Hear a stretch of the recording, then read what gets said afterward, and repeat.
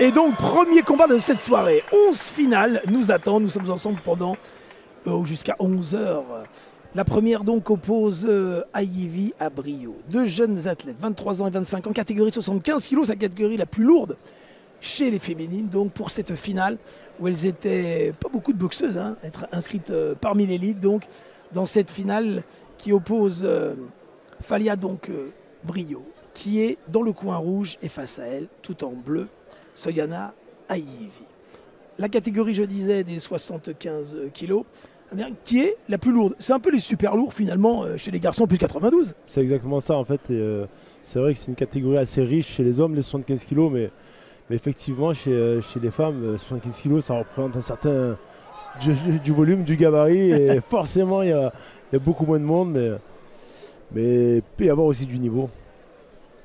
Et on a d'ailleurs dans cette catégorie une pensée bien sûr pour votre quart de finaliste au jeu. Oui, effectivement. Oui. Davina Michel qui a été éliminée malheureusement en quart de finale, alors que si elle passait, eh bien, elle avait une médaille de bronze assurée. Ouais. Voilà, elle va repartir bien sûr dans les différentes compétitions. Pour l'instant, on décompresse après les Jeux Olympiques. Donc, tout de rouge vêtu, Talia Brio. Et en bleu, un tout petit peu plus petite. Son adversaire, Soyana Ayivi. Je disais, elles sont peu au départ parce que il y a juste eu un tour précédent.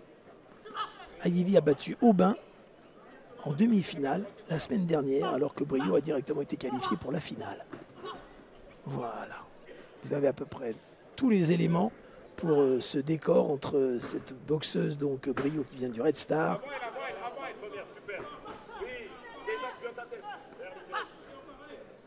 Ça a démarré très vite. Il y a de la puissance. Elles se sont engagées toutes les deux. Ça manque un petit peu de mobilité de bus. Elles sont exposées. Les deux, c'est à double tranchant, quoi. C'est soit l'une, soit l'autre. Pour l'instant, ça touche les deux côtés. Et il est vrai que Talia Brio gère bien avec ce bras avant. Un peu plus l'avantage en distance. On regarde de sa taille, sa longueur de bras. Il y a un bon direct du bras avant. Il passe. Il passe. Ça fait mouche. Dans cette belle salle donc, du Palio, une salle qui ressemble un petit peu au Zénith que nous connaissons en France, ont pris place au moins 2500 personnes dans une magnifique organisation donc, organisée par le club de boxe anglaise le Trélissac-Coise, puisque c'est la ville donc, de Trévissac qui est à côté de Boulazac, qui a obtenu l'organisation. Ça a été 2 ans de travail. En octobre 2022, ils ont décidé avec son président Jean-Jacques Msalem et toute cette équipe de bénévoles de monter l'organisation d'un tel événement qui est énorme pour une toute petite ville, il faut bien en prendre conscience. Et donc tout le monde a été mobilisé, aussi bien les sportifs, son club où il y a près de 200 licenciés, ce qui est déjà un record pour une petite ville comme cela, mais également les élus, la mairie, et ça fait plaisir. Allez, encore 30 secondes dans cette bonne première reprise. Parfois, c'est un petit peu confus. Attention, ça va la gêner en dessous le casque. Certainement que le casque va au moment de l'interround parce que... Ouais, il descend un petit peu sur les yeux. C'est peut-être son bandeau. Ouais, c'est son bandeau qui a glissé vers la nuque. Pour protéger les cheveux. Chez Talia Brio. L'arbitre, Richard Confoy.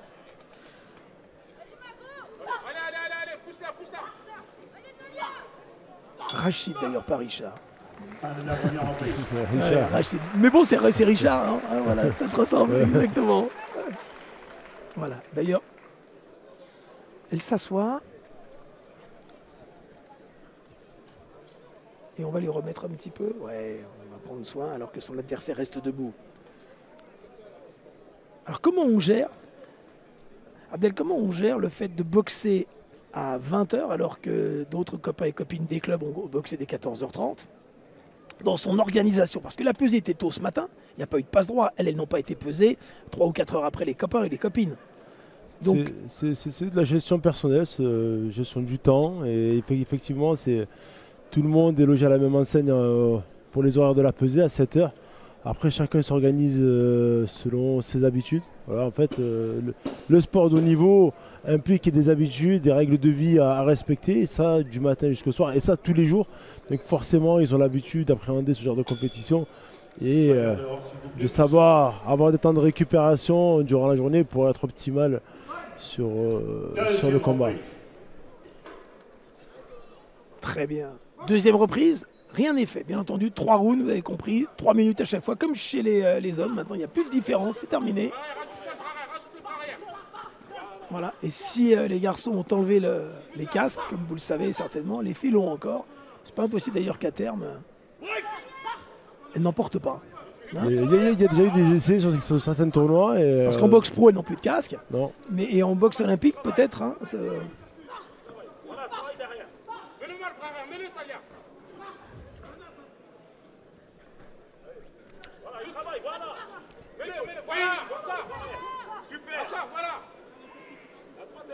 Il y a pas mal d'accrochages quand même. oui, c'est un petit peu confus. Voilà. Il faudrait que la boxeuse du coin rouge utilise un peu plus ses déplacements pour gérer cette distance. Parce qu'on voit la boxeuse du coin bleu, donc Avi, Solana, ouais. qui s'engage. Voilà. Et cette volonté de dominer son adversaire, sans s'attaquer. Et c'est vrai que parfois il peut y avoir quelques petites erreurs. Et voilà, ça donne lieu à des accrochages.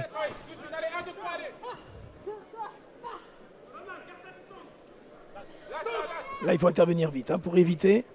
Voilà. Il reste combien de temps? On n'est qu'à la moitié de ce deuxième round. Mais le fait aussi de s'accrocher, on laisse beaucoup de force. Hein. Un peu plus parfois. Oui, si la personne, si les deux boxeurs luttent, forcément ça laisse quelques traces sur le plan physique. Mais effectivement, je pense qu'il faut juste essayer de se coller, neutraliser, être intelligent. Ouais, pas trop forcé.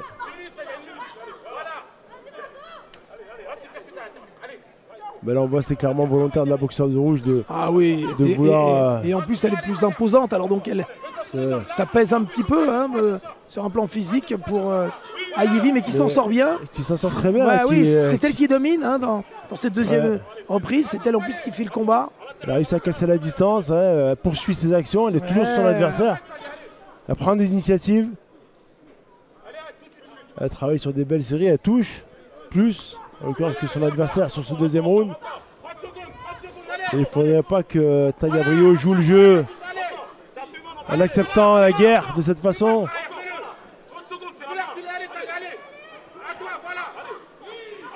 Ouais, c'est bien, c'est direct avec le bras arrière, mais oui, c'est précis, elle les prend de plein fouet, elle esquive pas, elle bloque pas.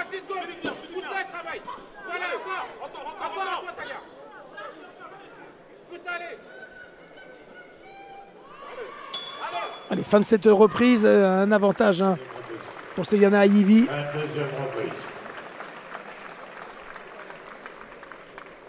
Michel Davina d'ailleurs qui était inscrite au départ hein, pour cette compétition élite, qui s'est retirée.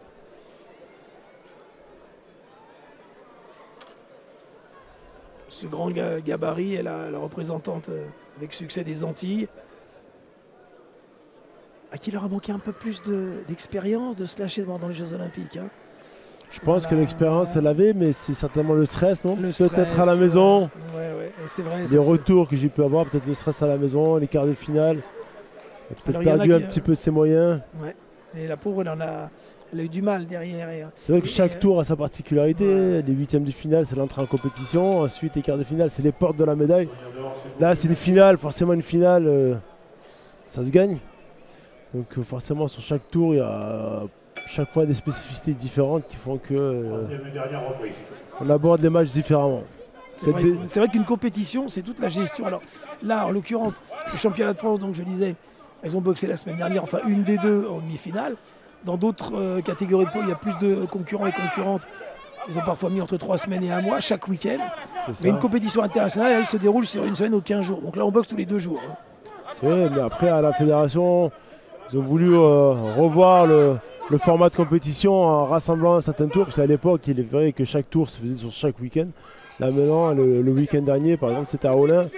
où les boxeurs ont pu faire 2 combats. Donc déjà c'est pour préparer les boxeurs à enchaîner les performances du jour sur le lendemain.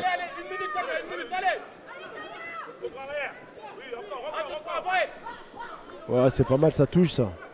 Cette reprise va être décisive. Sur le premier round, je vois légèrement la boxeuse rouge, mais là, clairement la boxeuse bleue. Attention, elle a raison de lever le bras. Le casque, voilà, il faut le refixer. Ça a glissé un petit peu, on va pouvoir récupérer aussi. Alors, parfois après une interruption comme ça. Donc le chronomètre, lui, s'arrête pour les officiels. Il ne s'arrête pas sur votre écran. Soyez pas surpris, donc il y aura 10 secondes de plus. Une dizaine de secondes de plus. Voilà, ça y est, on lui a remis. On va dans le coin neutre et on peut repartir. Allez, les 2 dernières minutes pratiquement. Avec l'arrêt.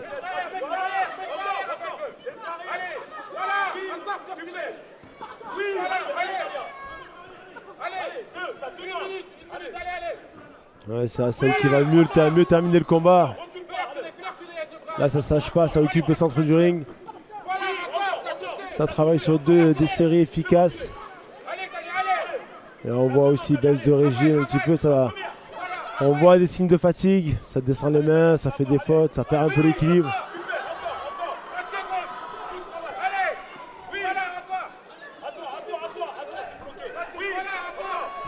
Elle a du mal physiquement.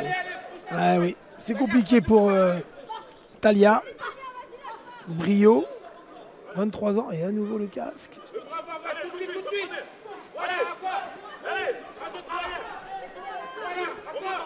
J'ai l'impression même qu'elle perd un peu de concentration. Oh, elle vient de prendre une droite, hein, de plein fouet. Et le casque à nouveau. Le casque qui vient la gêner complètement parce que... Voilà, comme vous le voyez. Il n'est pas serré ou il y a un petit... Il a mal été fixé dès le départ. Bah ouais. Alors ça peut perdre pas de la concentration. Et c'est vrai que ça c'est le résultat des coups, c'est le casque qui bouge, forcément c'est que la personne a été touchée. Donc... Ah oui, ça bouge encore, on le voit bien, le casque complètement qui remonte à la hauteur du nez pratiquement. Donc ça va pas jouer à son avantage, j'imagine. Elle est sur les talons, elle est dominée dans cette 3e reprise. Oh, ça touche, ça touche. Ah, il y a une bonne droite. Elle a une frappe lourde. Hein. Allez, fin de cette première finale de cette soirée dans ces finales élites, championnat de France de boxe 2024, bien entendu, parce que nous sommes en janvier, mais on récompense la saison 2024. Ne soyez pas surpris. Voilà. Et notre vice-président du comité régional Île-de-France de boxe, Tony Salvador.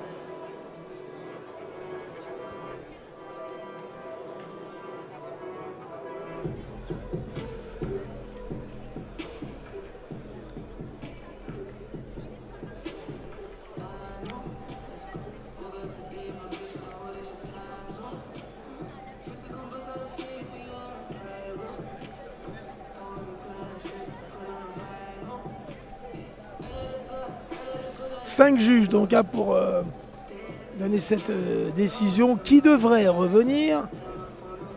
Donc moi je m'avance toujours un petit peu, mais voilà. De toute façon j'ai une chance sur 2. Voilà, au coin bleu. C'est vrai qu'elle a montré plus d'envie, Ouais, elle était beaucoup plus généreuse dans sa boxe. Ouais. Et elle a touché un peu plus, je pense. Donc, logiquement, les juges devraient désigner la boxeuse bleue.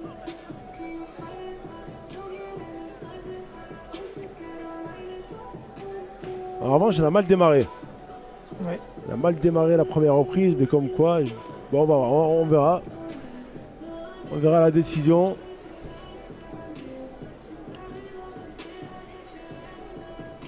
Mesdames et messieurs, gagne au point, décision partagée. Dans le coin bleu, Solana Aïvi.